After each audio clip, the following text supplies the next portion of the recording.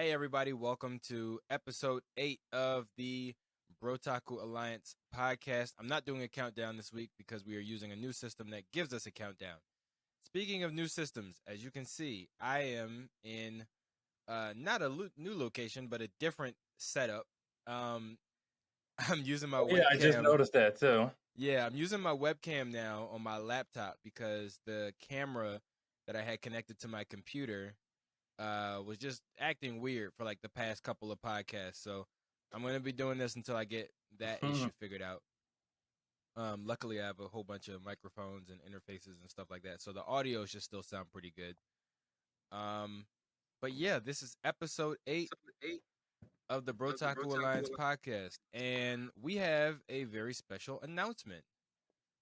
Number one, we have a new host. Two very special announcements. Number one, we have a new host. She is not with us today. But she will be with us next week. We've been testing out this new system, this new software that we're using, and we've done now 2 podcasts together, and both of them failed on two different softwares. Yeah, miserably. The first one was my fault. The second one was Tyrese's fault. I don't know why. Wow. No, I don't know why, but for whatever reason, Tyrese's video and audio just never uploaded. It just disappeared. That was so weird because you sent me the link too, and I was on the browser. It said there wasn't a video for me to upload. I just kept doing it over and over again. Yeah, I don't know what was wrong with that. I don't know. It doesn't really make sense, but I don't know. I'll figure it out, I guess. So on today's agenda, the second announcement, duh. So the second announcement is that Tyrese. Hold on. Oh. Tyrese is completely caught up with One Piece. Yeah. Tyrese is completely caught up. Completely caught up. He is now week to week, just like the rest of us. Yep. And all 1,057 chapters. Now I'm just like the rest of 1,057 chapters. How long did it take you? Do you know how long when you started? It took me. I think I started in May. I think. Okay. So about 3 months. About 3 months. Not bad. I mean, listen. Because I was like watching and reading it. Because as soon as I got the Skypiea, I ended up like watching it and reading it as soon as I get to Water 7. Because I thought it'd be faster if I did.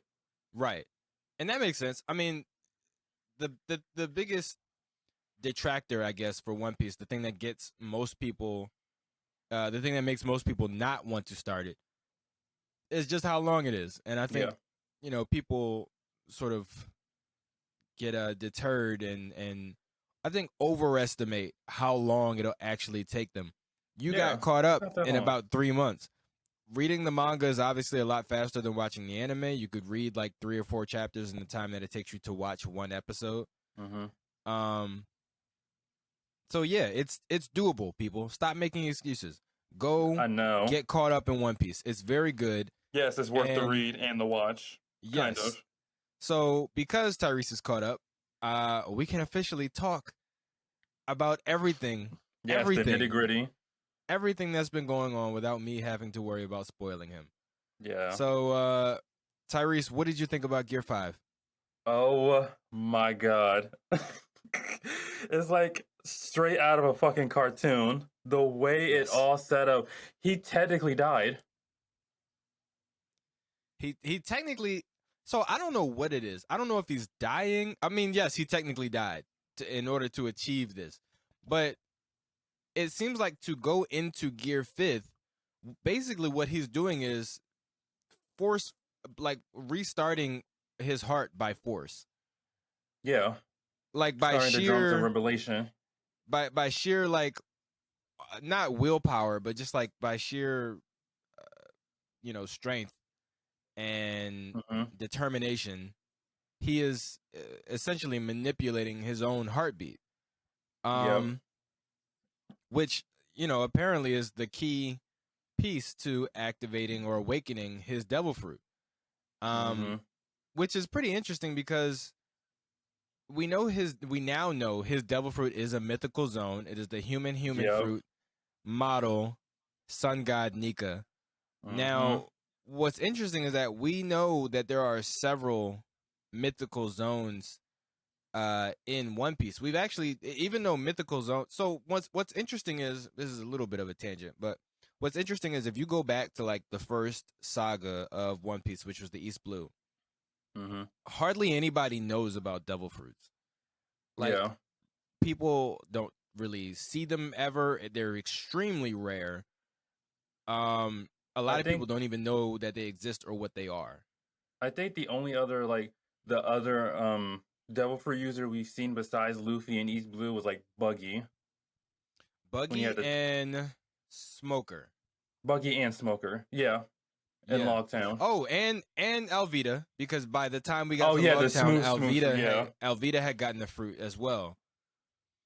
Um, Oh, that's true. so yeah, so what? Four people with devil fruits and all of the East Blue. Mm-hmm. Oh wait, and well, see, this is tough because we still don't necessarily know. We don't exactly know if that was a devil fruit or if it was even dragon that did that Oh, at that wind Logtown. thing when he stayed Yeah, with and the Luffy. That's a lightning, good question. because we don't know what it is. We don't know if it's like a storm fruit or what. Like, we don't know what his power would be because we saw him. I mean, if it was him, essentially summon a lightning bolt, but then Right. also because we didn't actually see him do that. We didn't exactly see him summon that, huge gust of wind either that blew them all out of Logtown. Right.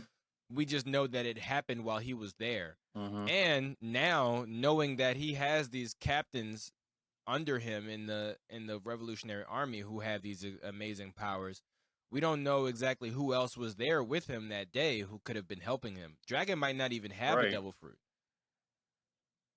It's So, possible. but but when we start off, we're in the East Blue. We hardly ever see devil fruits. We saw 4 people total confirmed to have devil fruits. Hardly anybody knows what they are or what they do. By the time we get to the Grand Line, we're seeing them more often, but we're Yeah. seeing more standard Paramecia devil fruits, a couple Logias. By the time we get to the end of the Grand Line, I think we had seen like 1, 2, 3, 4, 5, 6, maybe 6 or 7 Logias total. Um, I think just about all the Logias that we know of in the store. No, actually, there were a couple afterwards, but Is Magellan a but Logia or is he a Paramecia? he is a Paramecia. His body does not become poison; it secretes poison. Uh So when you see him like as the big poison Hydra and the dragon and all that, he's just inside of that. right. But there was Blackbeard, Ace, Smoker, the Crocodile. 3 admirals. So that's 6. I think that might be it. It might have just been 6. Yeah. But up until by that point, it was believed that Logias were the more powerful of the 3 types of devil fruits.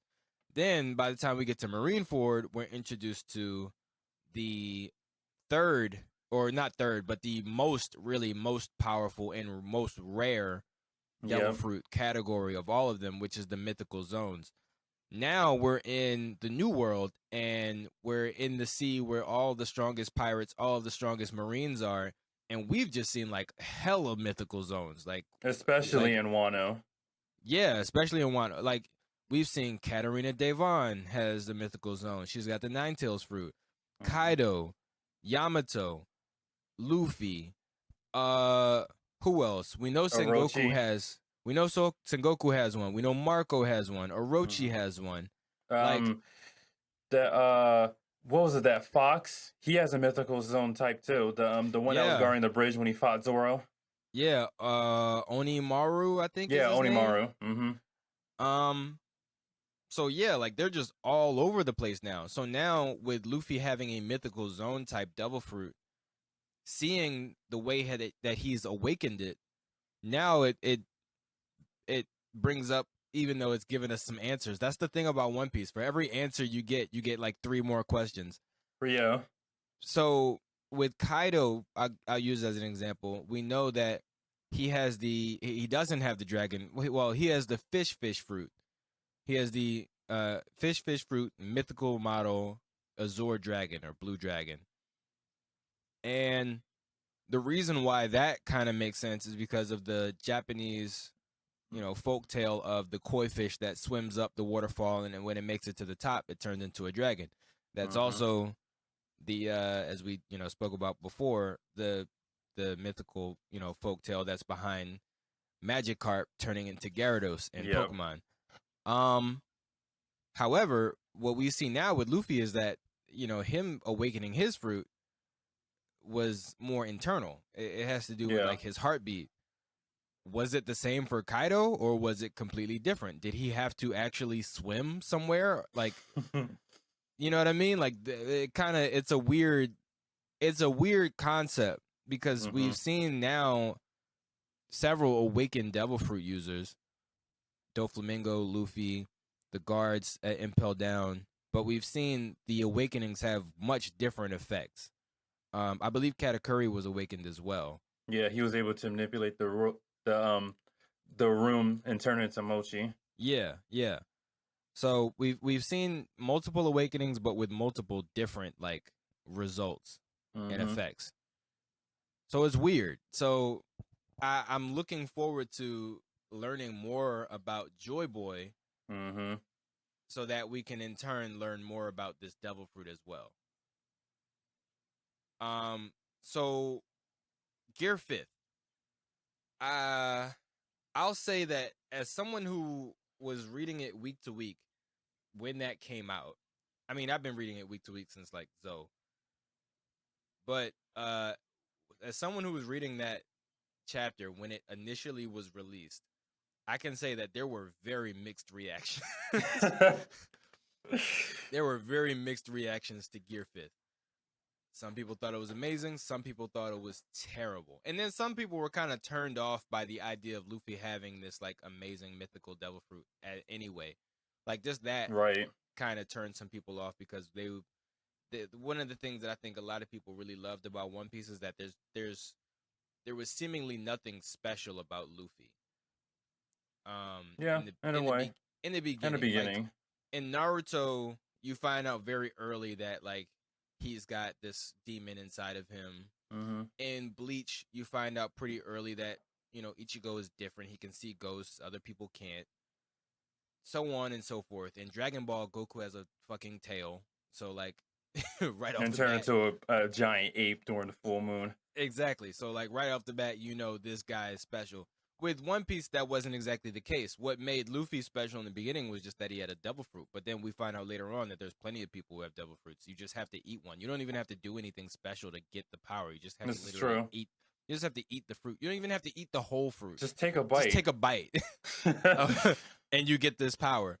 But even then, like his power was sort of goofy and virtually useless. He really just used his own creativity and ingenuity to make it cool. You were right too when you said it too. When you tried not to spoil me one of the other episodes, it was practically useless until you awaken it. You had to be someone like Luffy with a creative imagination to like utilize it with all the gear, with his gear 2nd, gear 3rd, gear 4th. Yeah. But now with people finding out that he actually has this amazing devil fruit, like I said, some people were kind of turned off by that, because it was already sort of a thing when we found out that his grandfather was Garp, and his dad was Dragon, and his brother was Ace, and like he's connected to all these incredible people. He starts to become more and more special. But there's this whole thing in like anime and in shonen of like the chosen one. And Luffy was never really there's nothing about Luffy besides just his own personality that makes him a chosen one, really. Like if you think about it, Garp being his granddad doesn't really mean anything, because Garp has not helped him at all. Like Dragon being his dad doesn't mean anything because Dragon has barely helped him. But Dragon's seen him like once. Yeah. So And that it's was about like, it. yeah, so it's like him being connected to all these people doesn't make him, it makes him special, but it doesn't give him any it hasn't given him much of any advantage over anybody else, especially somebody like Kid or Law, who Yeah. are, you know, just as strong. But then the devil fruit. The devil fruit is where it becomes kind of like a thing because, you know, we know that he looked up to Shanks.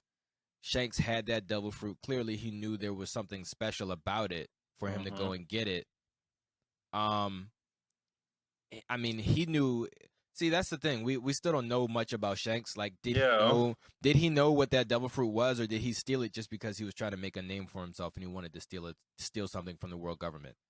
Yeah, I'm still confused on that too. He had the devil fruit in the chest, and he just had it out in the open for anybody to just take it. Exactly. I don't know what his end goal was. That's why it's kind of like it's hard to get a handle on it because it seems like in the way that they showed it in the manga, they showed a little flashback of when Shanks went to go steal it. It seems like he literally was just like, you know what? There's a world government ship carrying a devil fruit. Fuck it, I'm gonna just go steal it.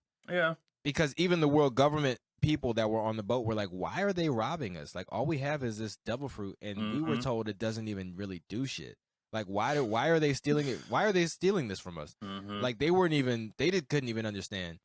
And then the way we saw Shanks handle it afterwards when Luffy ate it showed that he probably didn't really care much. I was about to say that he didn't really care that much too. It was just the fact that Luffy couldn't swim anymore. That's what he was most concerned about.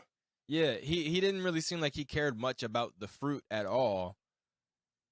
He just kind of had it. He was just like, yeah, we stole this thing from the government. It seemed like it was just a thing to do for them.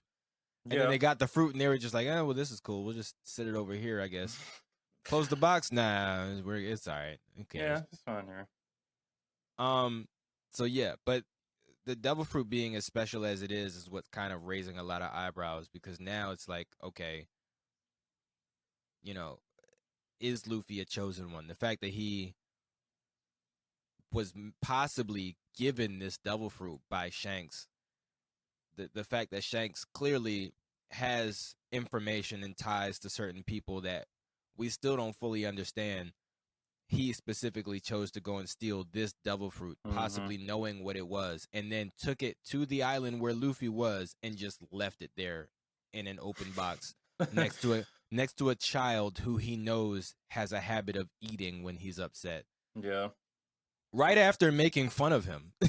Like, right after making fun of him too. So it's like it seems like Shanks set this whole thing up, which if that's the case would definitely by definition make Luffy the chosen one. Like he was literally chosen by Shanks. Someone who was on the crew of the previous King of the Pirates. Some might even say his protege. So that's when it becomes a little concerning. For me, I don't really care. I don't either. I've been watching anime my whole life. I've been watching shonen majority of, you know, my whole life. Like it doesn't matter to me. Yeah, me neither. I was all for. I was one of the few people that was excited when Luffy got Gear 5. I was like, how else was he going to beat Kaido at this point? Yeah, I mean it was looking pretty bleak. it wasn't looking great. It wasn't looking great. The Rio, you know, the Rio and the Advanced Conquerors Hockey, like it was getting them by, but Kaido's stamina was just Kaido's stamina is just on another level. So it's like it takes so much to hurt him. Not to kill him or beat him, just to hurt him. To hurt him, yep. That, you know, you wear down.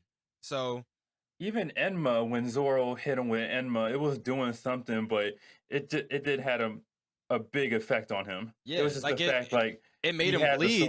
Yeah, it made him bleed, and he said it'll leave a scar. He was like, "That's an accomplishment." Yeah, even the fact that Kaido gave him props, he was like, "Hey, man, I'm proud of you. Yeah, you managed to scar me. Good job. I gotta kill you. I gotta kill you now, but you know, nice. one last chance to A- join me. No, all right. no, I give it A for effort. Yeah.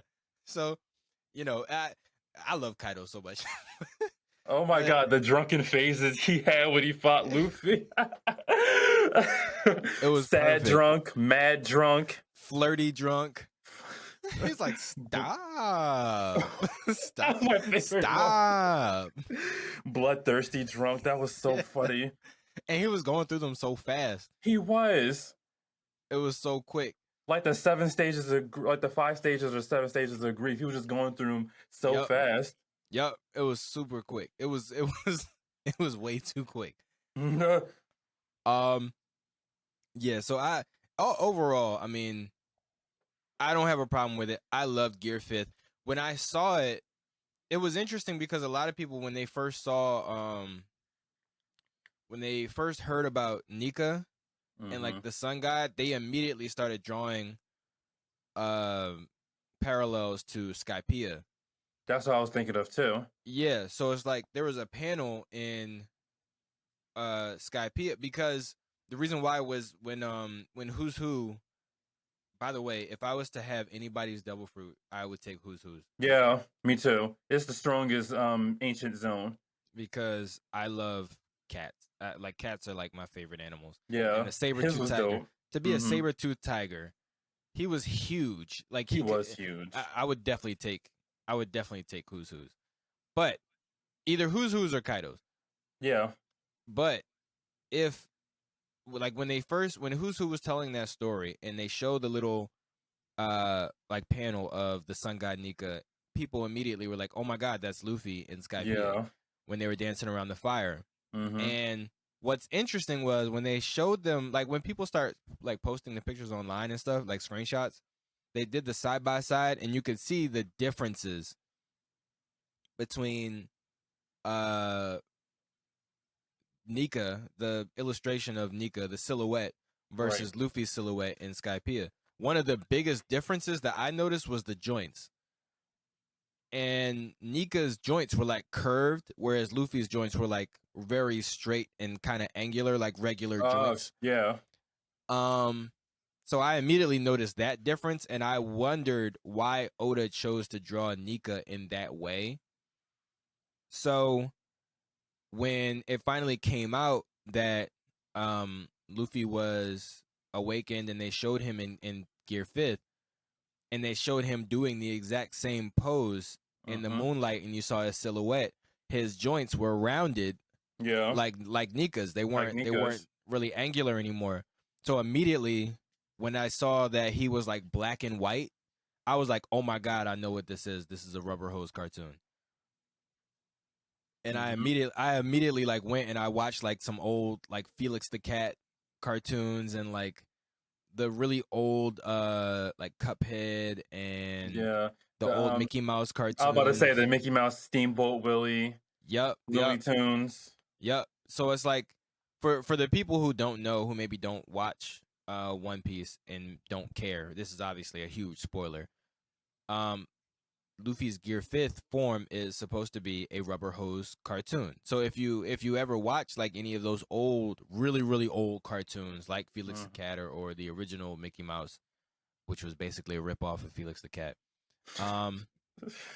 you would see that what made the Rubber Hose cartoons, what made them so funny was that they were just so goofy and unrealistic. That was funny. They were, of course, this was before color. Like everything was drawn in black and white. And what made them, the reason why they were called Rubber Hose cartoons was that the ligaments and like arms and legs and appendages of the characters would move in a very curvy, loose way as if they didn't have bones. And somebody described it as like it seemed like their arms and legs were like made of a rubber hose. And Luffy has the gum fruit, which made him a rubber man. So what's interesting is that this sparked, once this information came out, it sparked like a really huge conversation about the nature of not only Devil Fruit Awakenings, but mythical zones in general. Right. because Luffy having his devil fruit for so long and us seeing what he could do with it before he even awakened it, it started to create some questions about how exactly mythical zones work as far as awakening. Because we know with zones, typically it gives you the ability to turn into another creature. Yeah. So you have these different forms. Chopper, for instance, has his monster point. He has kung fu point. He has all these different forms. When we saw Lucci, from CP9, now CP0, when he fought Luffy, he went like full.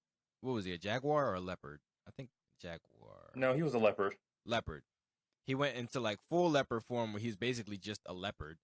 He went hybrid, and he had his like sort of mostly human form where he was like pretty much a person but with like sharp claws and stuff like that.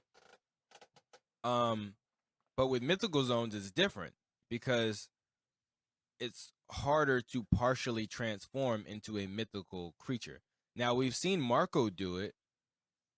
Yeah, it was just his arms and like his feet that turn into like part phoenixes. Like his arms turn into wings and his feet turn to like phoenix talons. Right. When he did his hybrid. Right. But the difference is Marco, I assume, is already awakened. So I assume with mythical zones, what distinguishes someone who is awakened versus somebody who's not awakened is the ability to completely turn into that mythical creature and use the supernatural or special abilities that creature has. Right. So, for instance, somebody like Sengoku, who is the closest thing that we have to Luffy at this point, because he also has a human fruit mythical model Buddha. Yep. I assume that prior to him awakening his fruit, because now, I assume he's awakened, since he can completely just turn into a Buddha. I assume that prior to awakening his fruit, maybe the only thing he could do was the shockwaves.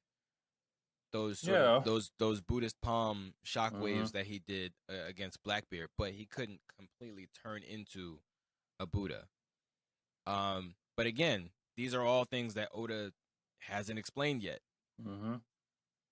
So let me get your thoughts on Wano as a whole. Where does Wano rank as far as like all of the arcs in One Piece? Where would you put Wano? I'd say I'd put Wano in my top three. Top 3? Okay. What are the other two? Water 7 / Enies Lobby and Marineford. We have the exact same top 3. Really, we do? Yep.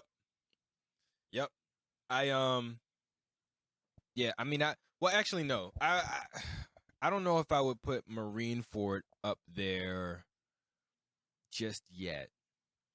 Or not just yet, but I think I might put. It's tough. Water 7 is up there. Water yeah, 7 it definitely is. Water 7 and Wano so far are my two favorite arcs. Wano is the longest arc in the story by far. Oh yeah, for sure. So it has that advantage of just having so much to work with that it can just jam a whole lot of like cool shit in there. Water 7 was actually relatively short, but in that short time frame, it was nonstop action. It was nonstop action and information, which is what I think I love the most about One Piece is those chapters when we just get a whole bunch of backstory and information. Yeah, that's what I love too. And exposition. It's tough to pick a third, honestly. I think if you were to judge it based off of the things that I like about One Piece, it would probably make sense for my third favorite to be Skypiea. And a lot of people's favorite arc is Skypiea. But I don't like Skypiea that much. It's weird. Skypiea is okay. It gave you a lot of lore and all that, and not to mention one of my favorite villains, Eniru, who showed up too. I hope he comes back in the main story. I feel like he has to. I mean, he has to. the information that he has now after going to the freaking moon, I feel like that I feel like that information, if not him himself, that information that he has to come back and be relevant in some way because it's Mm-hmm. huge. It's huge information. It So is. I feel like it has to come back and be relevant in some way. But yeah, but what were you saying about Skypea? I was saying, yeah, it was. Yeah, I'm saying, yeah, Skypiea was a good arc. It could have been drawn out. When I watched it, it was a little like drawn out with all the like backstory. It was Yeah, like 10 episodes or like 10 or 8 episodes of fucking backstory yeah, of Roland. yeah. That's what I His did, flashback. letting everybody know that he wasn't really a liar. Yeah, I feel like that could have been shortened. That could have been shortened. That was like one of the only problems I had with Skypiea. Uh, it's tough. I mean, I didn't dislike it, but like you said, I think it just it sort of dragged. It sort of dragged to me. Um, Whole Cake Island was the same way. Oh It yeah. it felt longer than it actually was. It felt way longer than it actually was, especially with it coming right before Wano. Mm-hmm. Like Wano being the longest arc by far. Whole Cake Island came right before Oh Wano, yeah. and it still has felt way longer. It definitely did. I don't know why. Yeah, I Maybe it was because of the whole Luffy and Katakuri fight on top of Big Mom chasing them around with the wedding cake or all that. I don't yeah, know. It just felt yeah. longer. She was. I mean, it felt like she was chasing him forever. She was. She definitely was. So I don't know. I guess I'll just say Marineford. I guess Marineford is my third favorite arc. Because of because of all the things that happened in Marineford. Yeah, Like we got to it was a like we lot. got to see everybody fight. We got to see the three admirals fight before the whole Marines changed. We got to see the warlords fight before they got disbanded. We got to see what the Whitebeard pirates was like, especially seeing our first mythical zone. Yeah, Two first mythical zones, Sengoku and Marco. yeah, that's true. I think part of the reason why it's hard for me to put Marineford up there, uh, is actually because I don't know. Part of me doesn't see Marineford as an arc by itself. I know it technically is, but I for whatever reason I tend to lump Marineford, Impel Down, I was about to say the exact same and thing. It does. like it all feels like one arc. The straw like they move so quick from one place to another. From Sabaody to Marineford feels like one arc Yeah, it definitely was. because it's like they go to Sabaody Archipelago, they find out a whole bunch of cool information, right? We meet the other supernovas, Mm-hmm. and we find out about the worst generation and Rayleigh, the truth about what happened to Roger and the Roger pirates, and like all this other cool information. We got to Kuma see. shows up and blasts everybody away. Then we Mm-hmm. jump straight into Amazon Lily. Again, we find out some more information. We find out about Fisher Tiger for the first time and hockey, specifically armament hockey. Mm-hmm. Um, we from there go to Impel Down to try and rescue Ace. We don't succeed, but we meet all these other cool characters. We get some reappearances of Mm-hmm. characters we had known before, like Buggy and Ivankov, or not Ivankov, uh, Bon Clay, Crocodile. Bon Clay and yep, Bon Clay. Bon Shout out Clay, to Bon Clay. Crocodile, Mm-hmm. Das Bones, um, and then we meet new characters. We meet Jinbei. We meet Magellan and all these other guys, and then we go straight from there to Marineford. Mm-hmm. And then in Marineford is just like the big climax of the arc, and it felt like one arc with four parts, Yeah, I if can that see it makes that way sense. too. Yeah. So maybe that's why I'm like, it's hard for me to just say Marineford because when I think Marineford, I just think that part. I just think the fight at I, actual mm-hmm. at the actual Marine headquarters. I don't. For me, when I think of like the total arc, it's hard for me to classify those few chapters as an entire arc, because I think in total Marineford was only like what 15 chapters, I think so. like 15 or 20, maybe something like that. And I mean, I mean, shit, Reverie was close to that, like, and that's like hardly an arc. Yeah. Reverie was great too, but I wouldn't Speaking put it in of my top three. revelry, speaking of revelry, oh Yeah. my God, we got to talk about that. Yes. Yes. So, I mean, there was enough shit that happened just in the Reverie arc itself. Like, what the fuck happened in the revelry? First, But we then find out. finding out like the aftermath was crazy. Yes, Sabo supposedly assassinated fucking Cobra, Right. and Vivi was disappeared. Yep. Vivi has disappeared. Yep. Not to mention their ship was still there, so she's probably still there somewhere. I'm guessing probably somebody still took her away, because I remember I think it was her that like stood up to celestial dragons when I think Charles was trying to take Sarahosi as a slave. It was Maybe. her, Dalton. Mm-hmm. It was a few of them. It was a few of them. It was a few of them. But see, here's what's interesting though. We know that of the kings, the lower realm kings, that's what they call them, the rulers of the world, the Nefeltari family is actually part of the 20 original kings that formed the world government. They just chose not to be celestial dragons. Exactly. So technically, Vivi and Cobra should be celestial dragons. Yeah. They just chose not to be. However, we also know that Alabasta hides one of the poneglyphs. Yep. About the ancient weapon Pluto.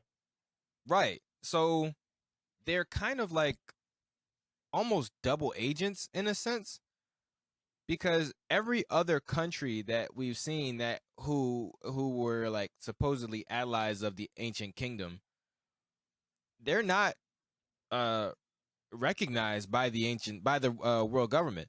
The only like Wano isn't recognized by the ancient government, by the world government. Elbath is not a part of the world government. Yeah, it's not. Like there's a few of them. Skypiea, none of the Sky Islands are a part of the world government.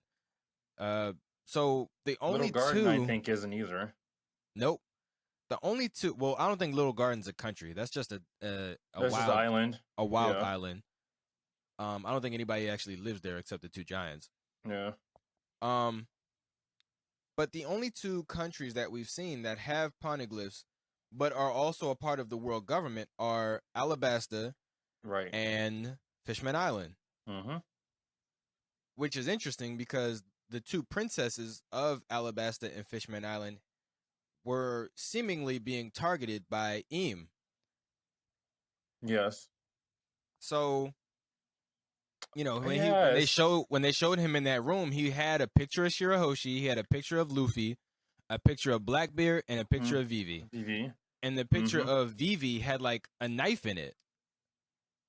I think it was Vivi or Shirahoshi. One of them, like one of the two princesses, their picture had like a knife in it. I think it was Shirahoshi's was like cut up, and I think Vivi's had a knife in it. Yeah, yeah.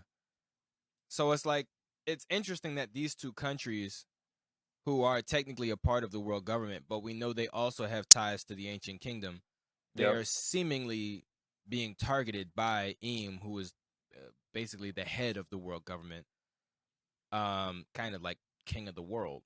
Pretty much, and sits on the empty throne. Exactly. Yeah. So, you know, the idea of Cobra being assassinated and them saying Sabo did it, it's weird because it seems too perfect. Yeah. It seems too perfect Like a that the cover world up. It seems too perfect that Cobra would die at the very because Reverie happens every 4 years. So I assume this was not Cobra's first Reverie. Mm-hmm. It's interesting that Cobra would die on the same Reverie where the Revolutionary Army decided to attack. Mm-hmm. Because he could have died on his way to the last reverie. Yeah. Like, nothing's really changed since 4 years ago that we know of, besides what happened with Crocodile and them meeting Luffy. Right. That's it. So it's like, you know, other than that, and obviously those are important because we know that what happened with Crocodile and with Luffy essentially means that there are pirates who know about the ancient weapons. Right. And they know now, well, Crocodile at least knew. I don't know, it's never explained how he knew, but he knew that Alabasta had something to do with it. Luffy now knows as well because he has Robin on his crew. Mm-hmm. I don't think Luffy cares much, but he doesn't. No, he doesn't care about the ancient weapons. You know, still there are pirates who now have that information. So it could be that maybe Eam and the rest of the world government people were just content with letting Alabasta and Fishman Island do their thing because as of, you know, that moment, none of the information had gotten out anyway, so it seemed like they were on their side. But now it kind of feels like they're siding with the pirates. So maybe that's why they're choosing. Maybe that's why they're choosing now to act. But very convenient for them. And then the whole thing with Sabo, I think you're right. I think because it was also, if you remember, revealed that the Revolutionary Army succeeded in their task. Right. They declared war on the world government, and they retrieved Kuma. Yep. Good job for them. I'm actually happy for that. I'm happy for them as well. I don't know how the hell they're going to reprogram Kuma. I don't know if maybe Vegapunk is a double agent. I was about to say, maybe they got to find Vegapunk somehow. Right. So who knows? But they retrieved Kuma, they declared war on the world government, and they got the fuck out of there. Now that I think about it, I hope Bonnie knows about that too, because I'm more in. Because I want to know. I want to know her relationship with Kuma. Like you just said, Kuma is a king, and maybe Bonnie was his queen. Perhaps we don't know because since she can change her age, we really don't know how old age. Bonnie is. She could be his mom. We have no idea. We really have no idea. And the fact that it's very possible because, you know, when she was walking around as like a kid, people were just like, who is this kid? But then when she was the old lady, they're like, oh, it's the queen of the Sorbet Kingdom. Like, people recognized her as an old lady better than they recognized her as a younger, you know, person. So it could be that old lady form is her actual form. Mm-hmm. And she just makes herself look younger to kind of hide in plain sight. Who knows? It's hard to tell. But yeah, so now it begs the question of like, okay, well, Bonnie was essentially there for the same thing. She was there to get Kuma too. So what is she doing? Yeah. Is she with the Revolutionary Army now? Who knows? But yeah, the whole thing with Cobra, I don't think Sabo actually killed Cobra. No, I don't think so either. I think Vivi. I agree with you that I think Vivi is probably with Sabo with the Revolutionary Army, in some way. Because in addition to, you know, saving the heir to the throne of Alabasta, it would also be very advantageous to the Revolutionary Army to have the kingdom of Alabasta on their side. Right. So that would be a very smart move by Sabo, and the rest of the captains that were there. We also still don't know if Dragon was there. That's a good question. And if Vivi finds out that Sabo is related to Luffy, like he's Luffy's older brother, I'm sure she would like want to help him out too. Yep, exactly. So that works in his favor. I'm sure they're working together in some way, as we speak. Now, because we're talking about, you know, the Revolutionary Army and the world government and all these other political things, let's talk about Sword. Ooh. So who else do you think is in Sword? Oof, that's a good question. Because we now know that Drake is in it, or was in it, because at least we don't know if Drake is alive still. It's implied that Hawkins has now died, but we don't know if Drake is still alive because he was still just at Onigashima, kind of resting up, I guess. Mm-hmm. Drake, I think Kobe, you said, right? Kobe, yep. Possibly, maybe Smoker. That's a possibility. I was thinking about Smoker too. Cause see, that's the thing. We don't know who started Sword. I would assume so. So there was a theory online that Sword was actually started by Sengoku, Mm. and that Corazon was a part of it. Mm. So there was a theory that Corazon was like one of the first members of Sword. That's Now interesting. it's interesting because if that's the case, I don't see Kobe being a part of it. I would see Kobe as maybe being a liaison, somebody who's aware of the organization, Right. who's sort of like a point of contact, maybe. But I don't see him being like an agent of Sword, if that makes sense. Because it would seem like Sword is essentially an organization within the Marines where Marines go undercover within Right. large pirate organizations. So like Mm-hmm. if Cortisone was a part of it, he was obviously a double agent. He was a spy for the Marines working in the Doflamingo family and reporting back to Sengoku. Yep. Drake was a part of the Beast Pirates, and it seemed like everything he was doing was to purposely become a part of the Beast Pirates. Yeah. Until they Like, found out. yeah, like that was his whole goal from the beginning. Like he kind of sought out Kaido by himself Mm-hmm. to sort of join the Beast Pirates, and the fact that he had an ancient zone just made it perfect because Just made it perfect too. he Yep. could be a part of the Toby Roppo. Mm-hmm. But he was obviously still reporting back to the Marines. Uh, it's interesting because now it's like, well, we don't know who else could be a part of Sword. We don't know how many. Big Mom might have somebody in her crew who's like a part of Sword, and she doesn't know it. Mm-hmm. It would also make sense because it explains how the Marines get the information that they do. Right. Because for a while, it was like, how is all this information getting out of Wano? It doesn't make sense.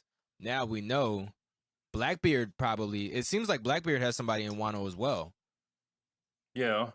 because he was aware of what was going on before it was announced to the world that uh Big Mom and Kaido had formed an alliance. Huh. I just assumed Aokiji told him. I just assumed Aokiji told him because Aokiji is an ally of the Blackbeard Pirates. I just assumed he told him something like that. But then how does Aokiji know? Also, is Aokiji a part of Sword? Did he really leave the Marines? Or is he a member of Sword Sure. spying on the Blackbeard pirates? Mm. That's. So it's like, it's and we know Aokiji was also another sort of protege, I guess, of Sengoku. Sengoku. Yes, Because because Sengoku actually recommended Aokiji to replace that's what him. I thought. I thought Aokiji was going to be the next fleet admiral since Sengoku himself recommended him, but no, Yeah. they wanted Aki Inu instead.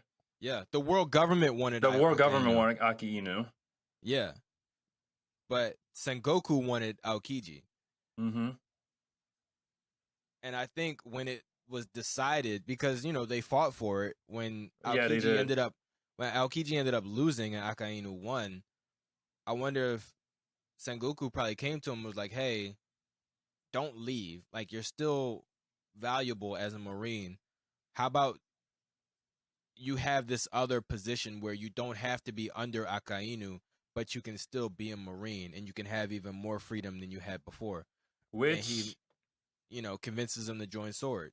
which coincides with his lazy justice philosophy. Yeah, exactly. Pretty much. And the Blackbeard Pirates would be perfect for that because they don't seem to do shit at all anyway. Yeah. Besides like Blackbeard's going just around and stealing people's devil fruits, it doesn't seem like they do anything anyway. yeah, he's just biding his time. Pretty much. So what do you think it is that Blackbeard's after? Because remember in that chapter when they showed all the when it was first announced that the warlord system was abolished, they showed some of the different like characters from around the world and they showed Blackbeard basically saying like if the government's not going to go after it then I guess I will. what do you think he was talking about? Do you think it was an ancient weapon? Do you think it was a person? I think it might have been an ancient weapon if he was talking about, because he might have known about the ancient weapons too. We don't know yet, but I'm Yeah. saying it's a possibility. But what I also thought of is that he might eventually get a third devil fruit, because the Blackbeard Jolly Roger is 3 skulls. Yeah. I don't know what this devil fruit he might get. It might be a zone type, since he has Yeah. a Logia, a Paramecia, so I'm guessing he might eventually find a zone type. Yeah.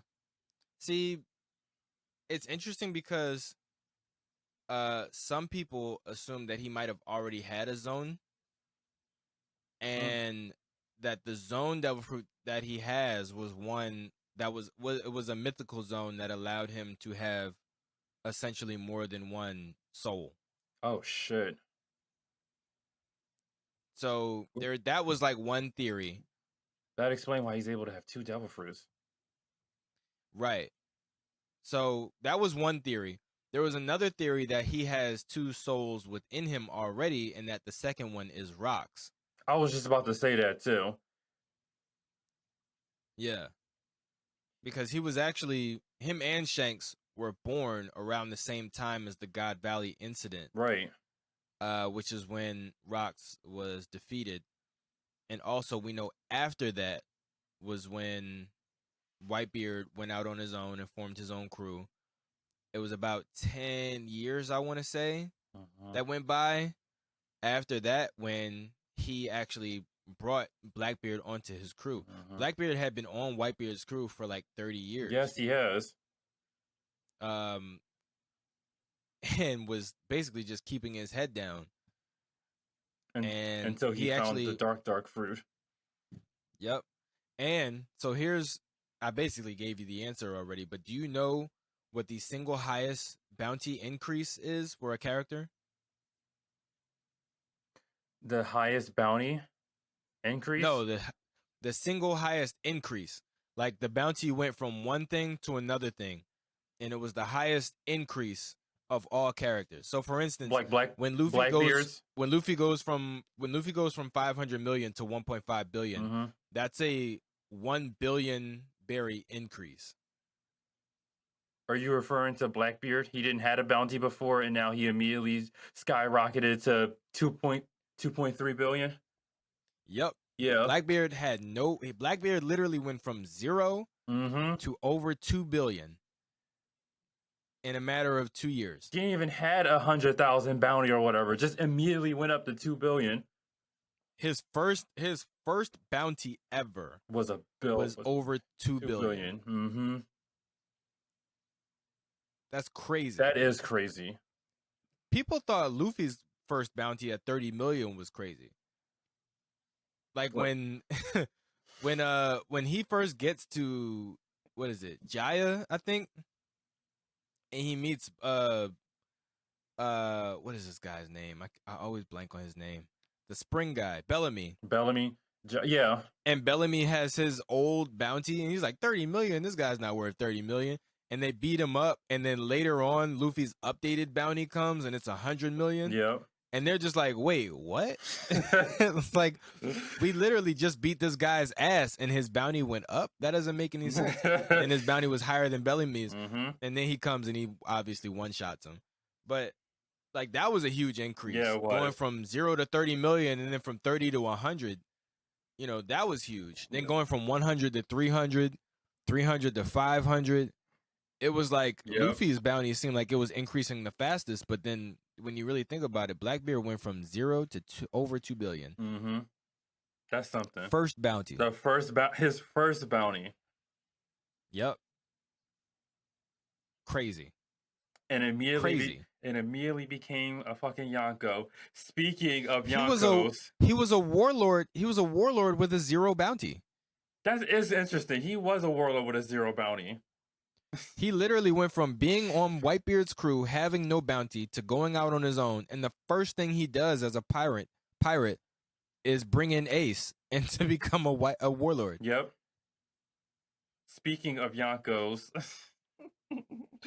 Oh God, let's talk about Oh it. Let's my talk about it. Let's talk god. about it. When Let's talk Kid about him. when Kid walked up to Luffy and showed him the updated Yonkos, let me Yep. tell you, it was Shanks, Blackbeard, Luffy, and And Buggy. Buggy. I Yep. was like, what? First a So warlord, here's now the a thing. Yonko? So here's the thing, right? This is interesting. I was thinking about this the other day. If you really think about it, we've never seen Buggy lose. This is true. Luffy never beat Buggy. He never did. People always say like, "Oh, Luffy beat Buggy No, he back didn't. in East Blue." No, he didn't. He really didn't. Luffy actually kind of lost to Buggy twice. Like the first fight, Buggy not only stabbed Zoro, but like Buggy nearly killed Zoro. But then Buggy was actually beating Luffy one-on-one until Nami stepped in to help. Yeah. If she hadn't tied up all of his body parts so he literally could not fight. And then Luffy blasts him away. Second time they cross paths, Buggy puts Luffy in a whole guillotine. Oh yeah, and Log Like Town. he's literally about to cut his head off. And again, somebody else steps in to intervene. Mm-hmm. Luffy technically lost to Buggy twice. Or at least was about to lose to Buggy 2 times. We get to Impel Down, and people are like, oh, Buggy's just failing upwards. Buggy didn't do anything that like any other person wouldn't do. Like, sure, if it was Kaido, he could have just busted his way out. Yeah. But that's just not who Buggy is as a person. Like, he's not about to just try and fight his way out of everything. No. He's not really a fighter. He can fight. Like, he survived Marineford just like everybody else. He survived Marineford without basically a scratch on him. Yeah. Mihawk didn't even cut him up. He just separated his body just so he wouldn't get caught up by Mihawk's sword. Exactly. And if you think about it, the thing that keeps coming up about Luffy, the thing that people keep saying is that Luffy has the power to bring people over to his side. Luffy has the power to make people like him. Buggy has Buggy that is the exact same power. We've been seeing it over and over again. Like Buggy had one of the strongest crews in the East Blue. Mm-hmm. You could argue that Buggy could have beaten Arlong. Yeah. There's a legitimate argument there. Buggy and his crew could have beaten Arlong and his crew. Yeah. By the time we get to Logtown, Buggy has now taken another notorious East Blue pirate in Alvida and brought her onto his crew. Mm-hmm. Then we get to like Marineford. Now he's got all these prisoners, plus Mr. 3, who was a part of Crocodile's crew, is now a part of Buggy's crew. Oh man. Like Buggy has been following the exact same journey as Luffy. In the very beginning, we get Alvida and Kobe. Luffy and Kobe become friends. Alvida joins Buggy. Yep. Then we get to Marineford. Mr. 2 is Luffy's friend. He helps out Luffy. Mr. 3 joins Buggy. Yep. And now we get to the Cross Guild. With fucking Crocodile and Mihawk. With Crocodile and Mihawk. It's like a lot of people are surprised and kind of like thrown off, and they're like, what the fuck did Buggy say? That's what I want to know. To convince these two to join him. But at the same time, it's like this isn't new. Yeah, this is we've been seeing this since the beginning of the story. Buggy has not the exact same type of charisma that Luffy has, but Buggy has a lot of charisma. Yeah. Buggy's brought a lot of people onto his side simply by just doing things that come natural to him. Exactly. In the exact same way that Luffy does. Mm-hmm. At this point, it's incredible. At this point, Buggy might as well just be king of the pirates. He might. He just might. And look, and what's crazy is almost in the exact same way that Luffy's connected to a whole bunch of powerful people, Buggy is as well. Part of Gold Roger's crew. It was a protege of Rayleigh. He's a sworn brother to Shanks. Mm-hmm. Like got 2 former warlords in his wing in his corner. He has 1 former pirate captain under him. 1 former member of Baroque Works, the former captain of Baroque Works, another former warlord in Mihawk, plus a whole bunch of level 6 prisoners from Impel Down. Yep. Like Buggy has really built up one of the strongest crews in all of One Piece. He did. And everybody's laughing like, oh, of course Buggy's a gag character, but it's like, I don't know. I don't know either. I don't know anymore. Like if you really man. think about it, Buggy's like he's up there. He is up there. I'm not even mad And at that too. I can't even imagine what he's gonna look like if he ever does manage to awaken his devil fruit. And you know what? His bounty still stayed the same too.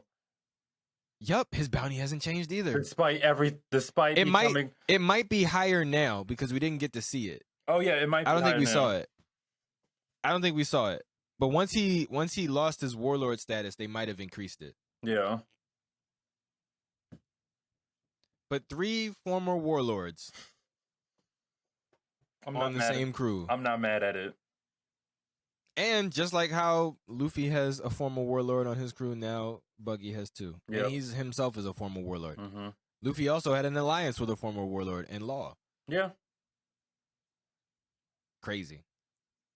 I'm not gonna sit here and say like Buggy is the like secret MVP of all this or anything like that. Like I don't think Buggy's gonna find the One Piece and be king of the pirate. Well, he might. He just might. At this point, he might. Yeah.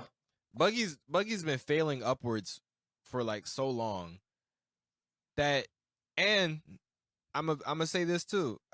I think based on some of the trends that we're seeing from Luffy, I think that might actually happen. I think it's more likely to happen now than ever. Yeah. Because we saw in Fishman Island when Luffy started this whole "I'm not a hero" thing, and he was like, "I don't want to be a hero. I'm not a hero." Then we get to Dressrosa and the Grand Fleet wants to join, and he's like, "I'm not trying to be. I don't want to be somebody important. I just want to be king of the pirates." He said, "I don't want to be somebody important. I just want to be king of the pirates." And nobody understands what he means, but he says to him, the king of the pirates is the freest person on the seas. Mm-hmm.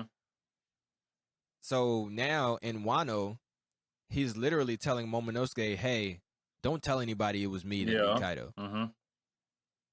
Like now we're seeing him actually push away attention. Like he doesn't even want to be acknowledged as the person who did this amazing thing. Exactly. He's just happy to have done it. Yeah. So imagine when he does find the One Piece and he finds out like the type of responsibility, I guess, that comes with it. Like what we assume to be all the information of the Void Century, the entire history of the world. Mm-hmm. What if he literally just like, I don't care. That's a possibility too. I'm just gonna do what I'm just gonna do what I'm gonna do. And then all of that attention, he's just like, I don't want it. Like this isn't the kind of attention that I wanted. I just wanted to be recognized as king of the pirates. I don't want people to come chasing after me to try and join my crew. Mm-hmm. I don't want people chasing after me to try and defeat me. Like I don't want to have all this unnecessary attention, all these different people pulling me in all these different directions. I literally just wanted the title. I mean, So what if at this point he's just like, you know what, fuck it. Yeah. Buggy found it. I mean, at this point, Luffy pretty much did everything he set out to do. He decided to become a pirate. He got 10 people in his crew, including himself. He traveled the Grand Line, including he even went to the New World. Yep. But all that's left is to literally find the One Piece. Find the last poneglyph, which we don't know where it is. Yep. And then find the One Piece. I think a lot of people assume it's in Elbaf. That's a possibility. I think a lot of people assume it's in Elbaf. Because in the Odin flashback, it was in Fishman Island, but it seems like it's been moved. Yeah. Now, here's the thing. I think a lot of people assume that the one that was in Fishman Island was the 4th one. I actually think the one that was in Fishman Island was the 3rd one. It was the 3rd one. Or the 2nd, actually, because no. No, it is first. Yeah, it was the first. It was that in Fishman Island. Then it was Zoe. Then it was Whole Cake Island, and then Wano. But it might have moved then.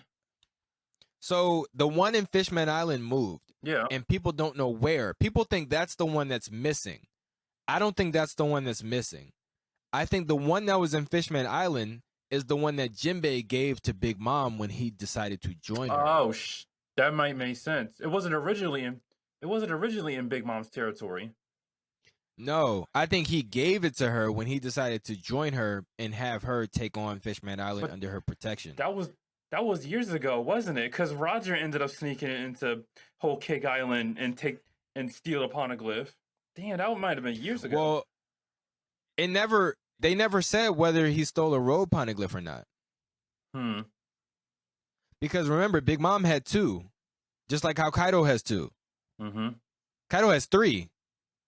Yeah. Because I think there was one under Onigashima, and there's 2 under the Flower Capital. Yeah. So I think the one that was in Fishman Island is the one that Jinbei gave to Big Mom. Because if you think about it, that would put it in order where it would be Fishman Island, okay, then Zou, then Wano, then Elbaf. That would be in perfect order going down the new world. Okay. I see what you're where saying. you would have to literally meet with each ally of the ancient kingdom. The fishmen, the minks, the Kozuki, and the giants. Yep. Each 4 countries, except for Fishman Island up until recently, Shirahoshi's mom changed that. Each country unaffiliated with the world government. That makes sense.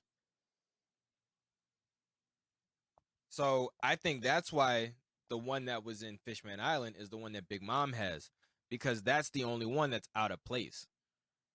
That's the only one that doesn't fit that mold of like being within a country that's home to a group of people that aren't affiliated with the world government. Right. Because otherwise it would go in perfect order straight down the new world. You have to see all these different groups of people before you can make it to Laugh Tale. The fishmen, the minks, the Kozuki, and the giants. That would make sense to me. I have to go back. I have to go back and double check to see if they mention what kind of poneglyph it was that Jinbei gave to Big Mom. I don't think they did though. No. And because the manga is all black and white, it's hard to tell. We'll never know. Yeah, we'll never know. And plus, that was a cover story, and the cover stories don't get animated. So, we'll unless somebody's already done the research or unless it says it somewhere explicitly, we'll never know. Right. Well, we do know that that Roger did break into to Whole Cake Island to steal something from Big Mom. I think it was a poneglyph, but they never said it was a road poneglyph. So I don't know, man. I don't know, man. It's like the thing that people say when like everybody's saying theories. I don't know, man. I don't know. Maybe it's just me, but yeah, I don't know. I can't wait to figure it out though, and I can't wait to get to Elbaf. I think a lot of people assume that's going to be the Shanks arc too, because now we're ending the 4 Yonko saga and going into the final saga. But it's weird because it's the 4 Yonko saga, but we didn't actually see all 4 Yonko. Yeah. We just saw Big Mom and Kaido. I mean, we did. Now we did see Shanks a little bit when he pulled up to Wano to stop Aramaki. I don't even think he landed on the island. No, he didn't. They literally just sailed past it. That was the crazy part. He expanded his conqueror's haki all the way to Wano to stop Aramaki, not even landing on Wano itself. That's crazy. Yep. They literally sailed past it. I think, and that feeds into, obviously, I think part of the reason why they did that, why Oda did that, having Shanks pop up just for that, was partially to promote the movie that's coming out, Film Red. Yeah. But also because I think it shows that Shanks is going in the same direction as Luffy. So it would make more sense that they would eventually meet in Elbaf because they're both seemingly on that same path. Yeah. if Shanks is going past Wano, the next island he could be going to would be Elbaf. Elbaf. Same thing with the Straw Hats and with Luffy. Mm-hmm. So that would make sense. And, that would make sense to me. And that I mean, Luffy's a great pirate now, so it might be time. It might be time for the reunion. They're overdue. They're overdue for the reunion anyway. Exactly. And Shanks has to address this whole Bartolomeo thing. Oh yeah, that he burned down his flag in the name of Luffy. I think it makes more, because in the manga people were kind of confused and made it. It kind of seemed like Shanks and the red hair pirates were choosing to address Bartolomeo over going to see Luffy. Like, instead of going to see Luffy, they're like, no, we got to handle this Bartolomeo thing first. Yeah. I don't think that's what was actually happening. I think who was it? Lucky Roo that mentioned it. Somebody in his crew mentioned that, like, that's another reason why we have to talk to Luffy. Yeah, it was like the Bartolomeo thing is like yet another reason why we should go and talk to Luffy. And Shanks is just like, nah, not yet. No, not yet. I don't think they were saying like we can't talk to Luffy until we handle the Bartolomeo thing first. I think it was more along the lines of like, that's another reason why we have to talk to Luffy eventually. But that was interesting. And it was also interesting the fact that Shanks was kind of like talking through his haki. Yeah. Hold on a second, Reese.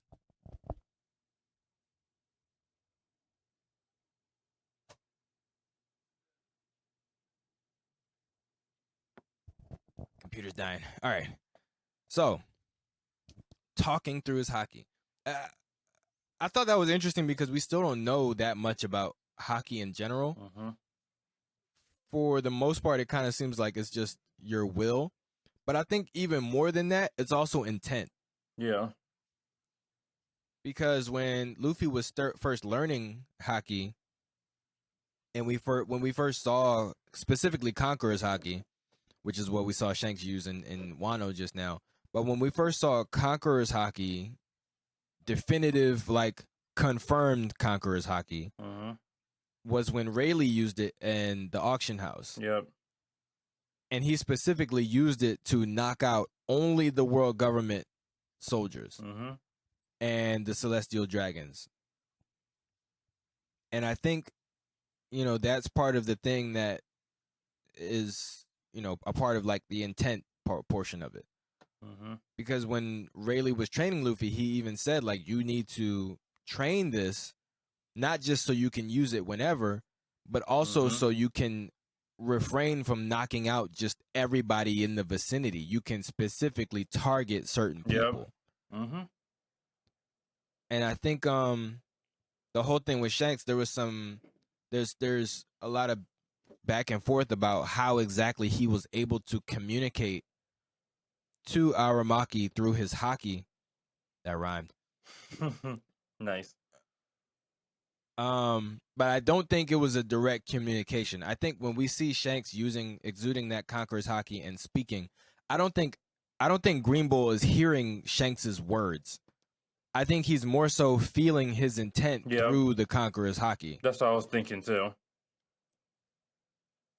I think it's sort of along the lines of like in Hunter x Hunter when we first learn about Nen and how like killing intent is something that can be sort of exuded in a person's presence. I think Shanks's Conqueror's haki was exuding like, hey, cut it out. Like, it wasn't that his words were being carried all the way to Green Bull. It was his intent. He was like literally, it was his intent. Like, hey, stop, or else I'm coming over there. Yeah. You got 10 seconds to stop that, or I'm coming over there. Yeah, and Green Bull was like, got it. It's like, message received, sir. Yeah, I will be taking my leave now. Excuse, is this Wano? I didn't even mean to come here. I got turned around. Yeah. And I'ma leave now. Excuse me, sir. I didn't realize I wasn't supposed to be here. Yeah, Luffy who? I'm actually Luffy who? Yeah, who? Who I was looking for? Straw Hat? Straw Hat? No, I'm a snapback guy myself. I'm cool on all that. And I'm actually so I think And another thing about Aramaki too, I actually do understand why he hasn't eaten in 4 years. It's because it's devil fruit. Yeah, it makes sense. I think he said 3 years. 3 years? 3 years or 4, but yeah, because of his devil fruit, he can just photosynthesize. Yeah, the forest fruit. Yeah, which was amazing, by the way, and the fact that it was a Logia. Yeah, a was interesting Logia. That was interesting. because his typically with Logias we associate them with substances, Right.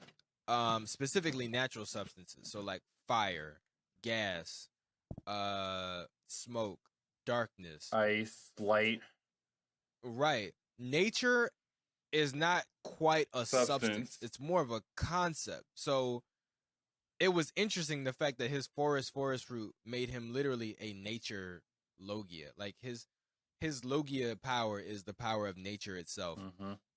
It was so weird, but it doesn't work in a way that's all that different from the other Logias. The only difference is it can he has a lot more options as far as what he can turn into. Right. Like every other Logia that we've seen can just turn into their substance. You know, Kizaru can become a beam of light or a ray of light or, you know, whatever. Like it's always just light. Mm-hmm. Aokiji, whatever he turns into is going to be ice. Magma for Akainu, darkness for Blackbeard. With him, he can become a tree. He can become a flower. He can become a weed. He can become literally whatever plant he wants. Mm-hmm. Like he's made vines, he's made roots. We've seen him make flowers. We've seen him make leaves. Like he can become literally whatever plant he wants, which is crazy. And in addition to that, he can also, being a Logia, affect the environment around him. Yep. What's interesting though is that when we talk about awakenings, like with devil fruits, we know that with zones they get increased stamina and strength, more durability, and they get access to more forms, whether it's another hybrid form or whatever. With the Paramecias, they typically either get the ability to change themselves or change the environment around them. With the Logias, they already have the ability to change themselves and the environment around them. However, when they awaken, it seems like that change becomes permanent. Yeah. So with Green Bull, what's crazy is that whether he realizes it or not, he actually helped Wano. Yeah. He turned that barren wasteland into a fucking forest. Grew flowers everywhere. He actually helped them. Right. So if he's awakened, that forest is now permanent. Oh yeah. Like it's not going anywhere. So he's permanently changed that landscape. It's not like those flowers are just going to be there for like a couple days and then die off. Like when we saw Aokiji pre-time skip, I assume he was not awakened because when he made that ice bridge for those people who were escaping that island, he said that, you know, this will be here for a couple weeks. That should be long enough for you to get to the next island. Yep. Whereas with Punk Hazard, it's been years, and that half of that island is still frozen. Yeah. That ice is not going anywhere. Same thing with the other half with the lava with Akainu. That's still gonna be hot over there. Yeah, exactly. Just a giant Pokeball. So, yep. With Green Bull, I assume that he is also awakened, which is the possibility. Right. So that would mean that everywhere he goes, if he decides to make a forest there, that forest isn't going anywhere. Yep. It's literally it's a permanent part of the ecosystem now, which is great. Like, great for the environment. Right. Great for the environment, especially Wano. They've gotten a jump start on rebuilding those wastelands. Yep. Replenishing those water systems and all that. Which is awesome. Which it also kind of solves a really big problem, because if you think about it, now that we don't have the leftover towns and everybody is entitled to clean water and food, the whole issue is that Wano literally wasn't producing enough clean water and food to feed everybody anyway. So now he just helped them. Yeah, so it's like, since we don't have these people who are purposely like subjugated and purposely being given subpar food and water and land, you have to have enough good shit to go around for everybody. So he just made that a possibility. So since we're on the subject of Wano, let's talk about old Wano, because that was huge. Yeah, that was a huge revelation. Let's talk about old Wano, and let's talk about Pluton. Yep. Because they are very much connected. I'm starting to think that your theory of what the One Piece actually is might actually start to make sense. Because all the time that Odin wanted to be alive, he wanted to. Okay. I keep hitting it. But what were you saying? All the time that Odin what?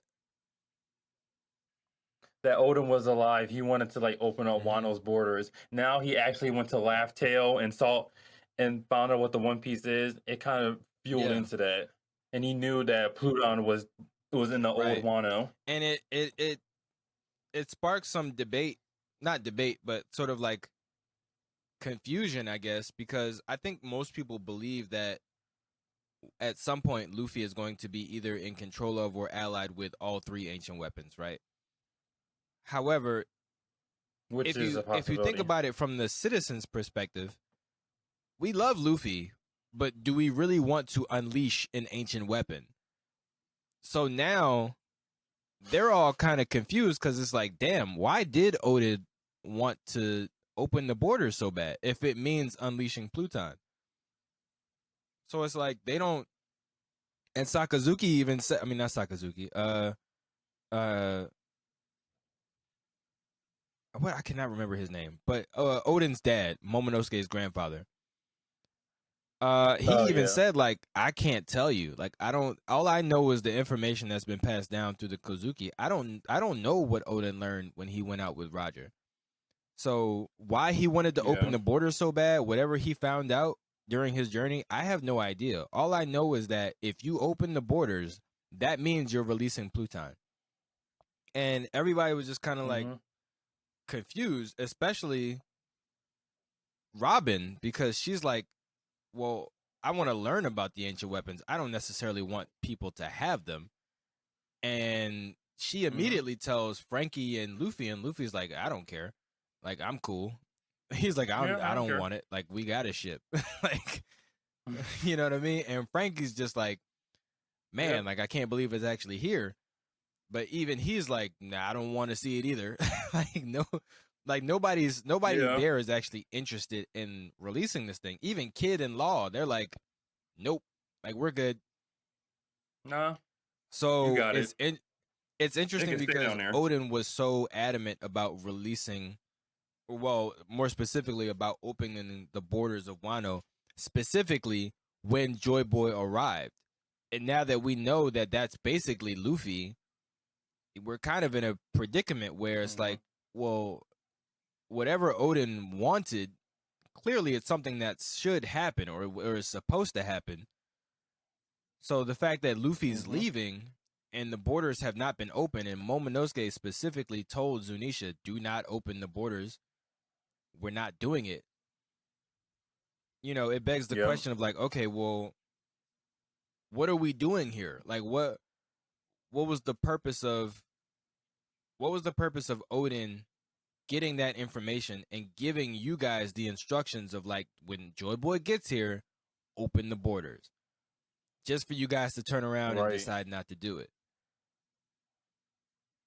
So it's weird. And then on top of that, we got to talk about what we found out now regarding the actual geological structure of Wano itself, because it's essentially just a bowl.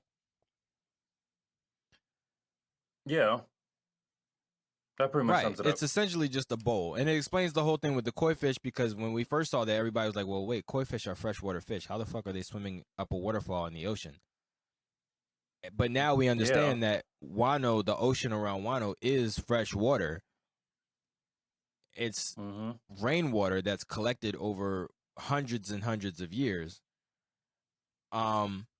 Mm-hmm. But there's still a whole lot of questions because number one, where did these walls come from? That's a good And question. the walls themselves look so perfectly placed that it kind of, and on top of that, they're circular.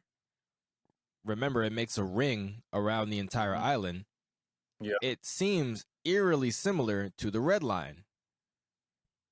So whoever or whatever Yeah. managed to make these walls possibly made the red line as well. And because the land of Wano and the Kazuki family are connected to the ancient kingdom, those two things could have happened around the same time. Or Yeah. it could be that the phenomenon that created the red line was still around during the time of the Void Century, because we know that the red line's been there for a long time. King's race was there living on top of the red line before. Yeah. Yeah, the Lunarians were there before the world government was there. So clearly the red line's been around for a while, even before the celestial dragons and the world government was there. But still, it it it it doesn't mean that these walls around Wano could not have been built by the same thing. But it's interesting, and it's also it's interesting for a couple reasons because of the word Pluton. Pluton obviously coming from Pluto, which is the Roman version of Hades, who is the king of the underworld. Pluton is also Yep. a word used to describe a certain type of rock. Plutonic rock is found deep in like volcanoes within like magma chambers and things like that underground, which coincidentally, I'm pretty sure that's where Big Mom and Kaido are right now. Because we saw when they fell, when Luffy and Kid and Law beat them and knocked them down into the ground, they fell all the way to the base of Mount Fuji, which is where Old Wano is.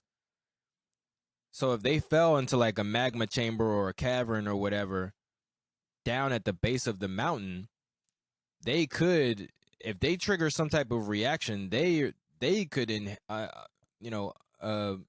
what's it called, unintentionally be the ones who open the borders. If whatever is happening down there with them ends up destroying the wall around Wano, that could be what triggers the whole rest of the wall to fall and thus opening the borders of Wano.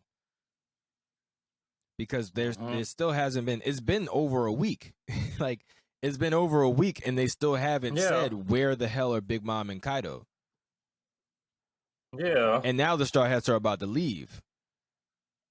So I doubt they make it all the way off the island and that isn't resolved somehow. Like, we need to know where Big Mom and Kaido are. Yeah, I still want to know where they are, what's going on. Because we saw, like, when they were down there, something happened that caused there to be like a crack. And that piece of, there was a piece of the wall and a piece of the mountain that kind of cracked and broke. So, like, all of that information has to become relevant at some point. Like, it has to be explained at some point what's going on with the base of that mountain and with the rest of Wano and Onigashima. Also, we don't know. It was also revealed when Izo, who of course has unfortunately passed, when Izo returned home and saw that they were calling the island Onigashima, he was like, "Oh, that's what they're calling it now." So it, I guess, had a different name before. Yeah. Still don't know what that was. That's the thing. It's just like I said. Every answer we get 3 more questions. Exactly. So yeah. So I'm.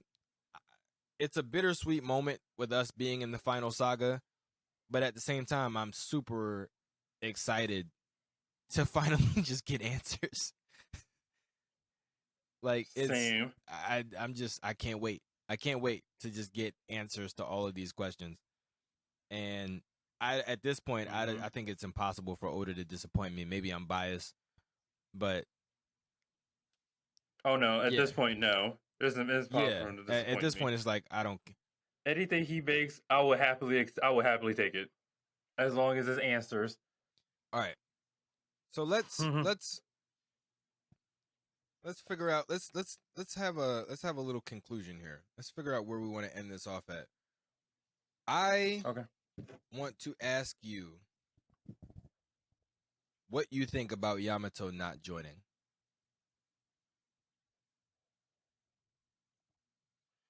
Uh, I'm ac- I'm Same. actually fine with Yamato not joining,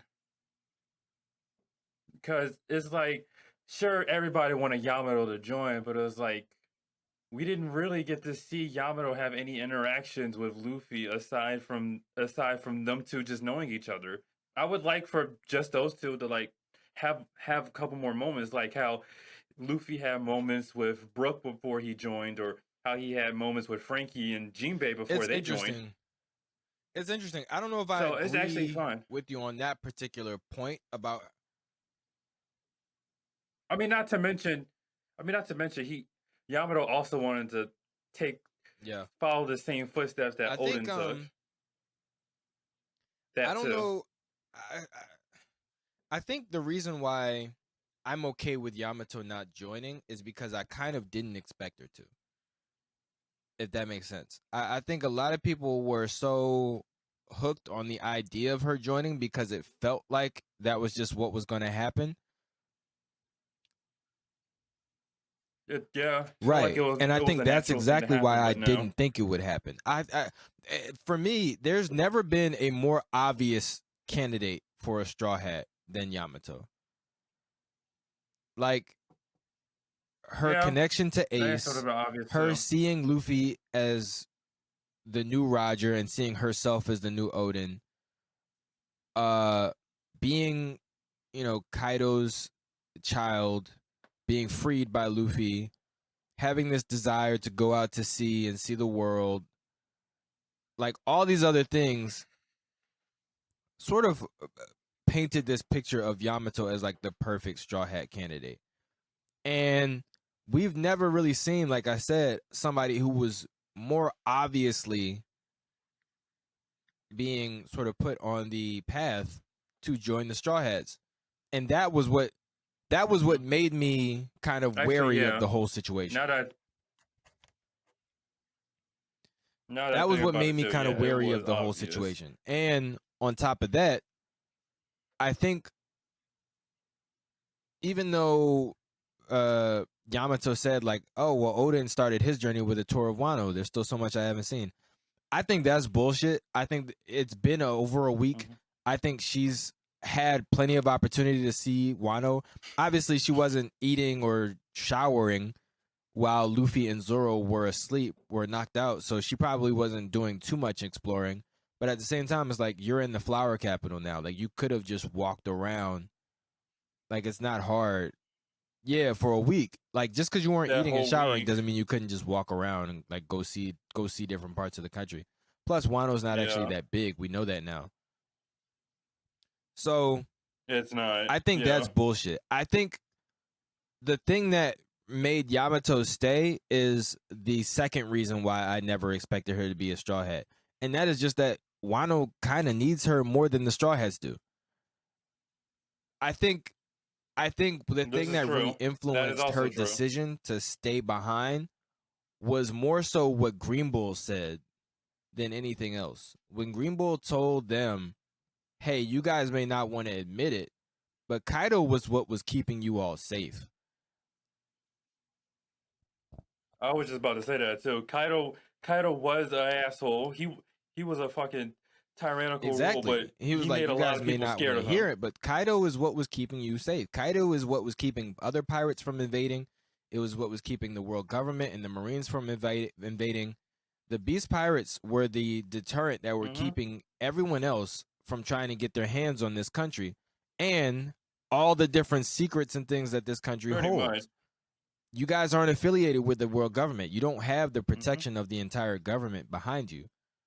There's nothing stopping all these other That's true. powerful organizations and pirates from just coming in and taking this country the same way Kaido did. And I think seeing, That's also and true. Yamato's Yeah. obviously, she's not stupid.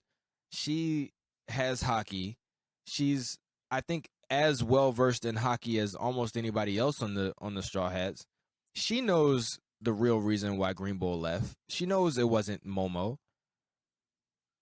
Like, she knows there was somebody else who was out there who had strong enough hockey to make Green Bull leave. And if that person's a threat, what the fuck is Momo gonna do? Yep. If Momo couldn't even defend him from Green Bull, how is he going to defend him Yeah. from whoever this other person is that Green Bull's afraid of? So if you think about it, Yamato really has no idea what's out there. Even though she's fascinated by it and she's curious, she's also scared of leaving Momo and leaving Wano alone, because at the same time, she sees herself as Odin, but she also knows that she has responsibilities. Like, she sees herself as Odin, but she also sees that as a reason why she has to protect Wano in the same way that Odin would protect Wano. So I think, she said to Momo, like, yeah, I'm gonna stay and see the rest of the country. Really, she's like, I gotta be here to help you.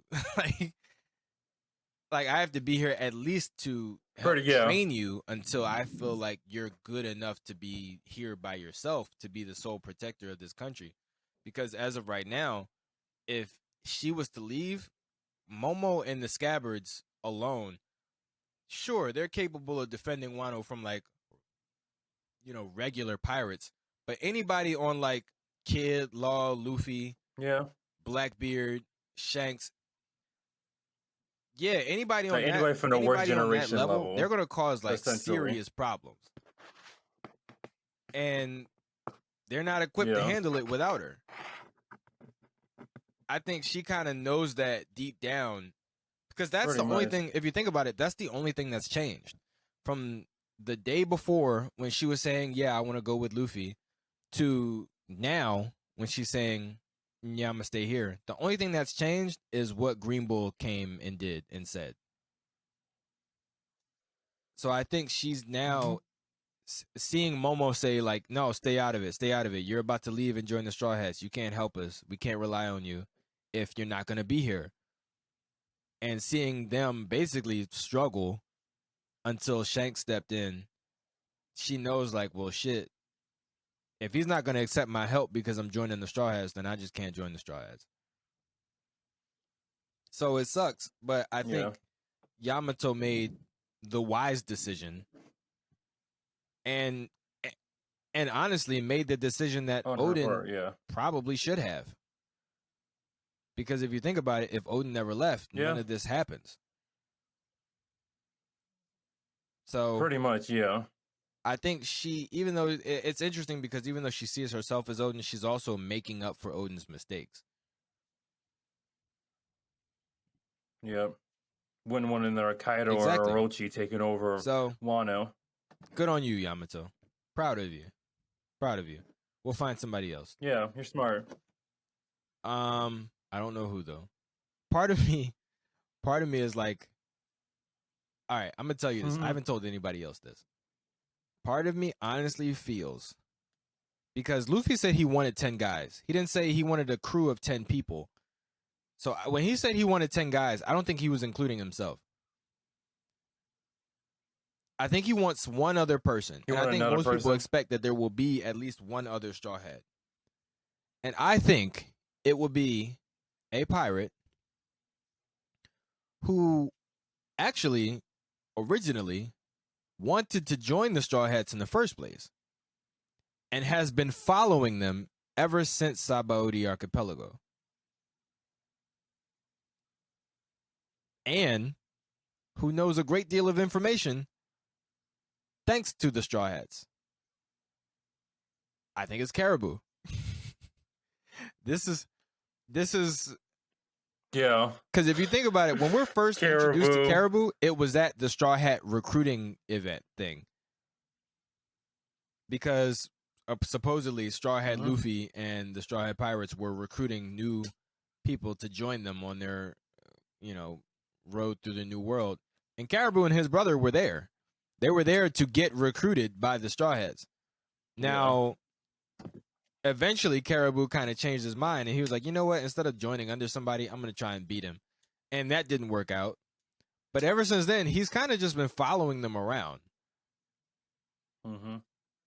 Like, he was pretty much on the ship when they went down to the Fishman Island. He overheard the conversation about Poseidon. He knows who Poseidon is. He then goes and escapes, basically, gets himself caught, ends up in prison in Udon, helps them on the raid in Onigashima, then overhears another conversation about Pluton. Now he knows where Pluton is and what that is. So he knows just as much ancient weapon information as the Straw Hats do. And he's been just following them around this whole time. Now, what makes me skeptical to say Caribou would be a Straw Hat is the fact that it seems like he has, in this time between Fishman Island and now, developed a loyalty towards somebody else, and we don't know who that person is yet. Some people think it's Blackbeard because it would make sense that, you know, if Blackbeard does have a mole in Wano, it could be Caribou. It would also make sense that if that's the case, the thing that Blackbeard could have been talking about when he said, I'll go get it if the world government doesn't want it, is Shirahoshi. Because it seems like even though Cobra was killed and Vivi has gone missing, the Fishman royal family was just allowed to leave. They made it back home, no problem. So in Blackbeard's eyes, he's like, well, shit, if they're just going to let him waltz out of Marijoa, then I'll go get her. Because he would have gotten that information from Caribou. Because Caribou says, like, oh, I got to go and tell this person what he found.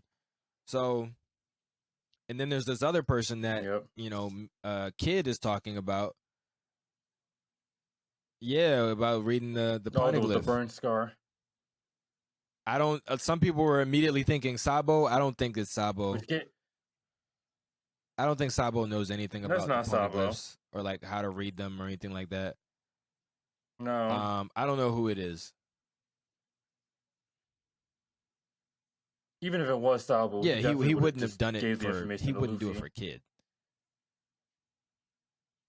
Yeah, so I don't know who that is. Oh, of course not. No. I don't know who that is. I don't know who Caribou is loyal to. I assume it's Blackbeard. But if there is going to be another Straw Hat, I think it's going to be somebody who people don't expect, and I think it's going to be somebody who may have been previously an enemy.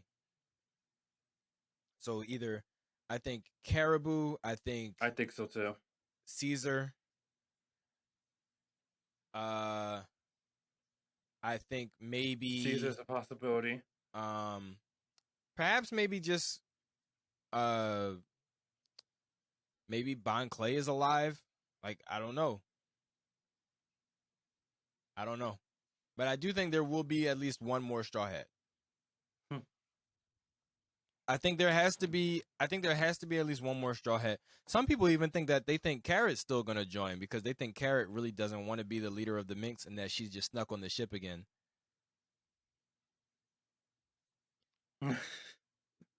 I kind of can too. I can actually see that happening. That's funny. I actually see that happening.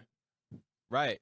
We don't know what happened because with apparently Carrot. We don't Luffy know. and everybody said bye to everyone the day before. They didn't say bye to Momo because they wanted him to come to the ship to give him that flag and so he could be away from everybody when he starts crying. Which is also nice. But yeah, we don't know where Carrot is.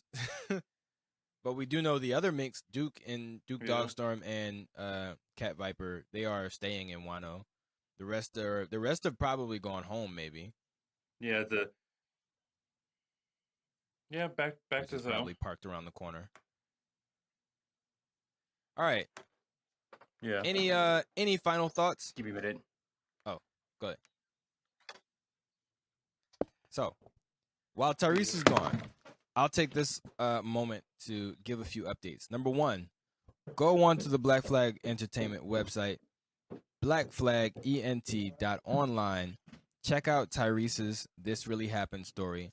Tomorrow, you will be able to see Marquise's story on the website 1 week early if you join the $4.99 gold membership and become a member. You get access to that a week early. You will also get access to my This Really Happened story, which should be coming out fairly soon, probably around Wednesday.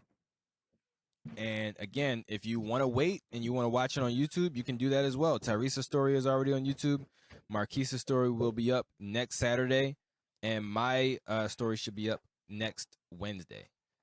So go check out the website, see all that I'm back. content. Make sure you follow us on Instagram and YouTube, and yeah, check us out. Tyrese, any final thoughts? Let's see. Any final thoughts? I want to know when Film Red comes out. So I was talking to Ben about this earlier. I think it's already released in Japan. Yeah. I don't think it gets released in America until late September. Mm. But I think it's already out in Japan, and I think it's already out in like France too. Like several. It seems like it's just slowly making its way west. Right. Yeah, it seems like several countries have gotten it already. Of course, Japan first. But late September, early October is when I think it hits American theaters. So if all you One Piece fans who are waiting to see Film Red, if you can't speak Japanese and you can't just go get some VPN or something like that to watch it in Japanese, soon, about a month is how long you have to wait to see it in English, at least subbed in English. Yeah. Yep. So that is it for this episode 8 of the BrOtaku Alliance podcast. It is in the books. Everyone, ladies and gentlemen, thank you. Oh, Thank you, you're guys. too kind. Hold your applause. Thank you. Thank you. And we will see you guys next week. That was it. Peace.